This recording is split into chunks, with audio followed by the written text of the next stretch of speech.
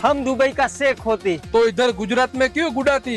मैं गुजरात में अपना बिजनेस करने के लिए आती। આવતા જ રહ્યો, તમ તારા બધા ઘઉંનો ખાવા આવતા જ રહ્યો। मैं इधर दुबई का परफ्यूम बेचने आती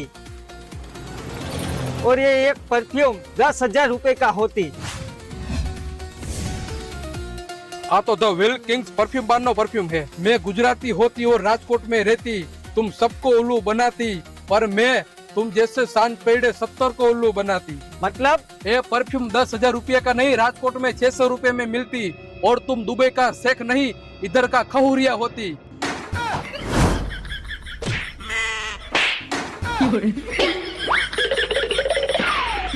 કેટલાક છે આવા ને આવા। એ બધું તો ઠીક, પણ રાજકોટ ની અંદર આવા બધા પરફ્યુમ ક્યાં મળે છે? હાલ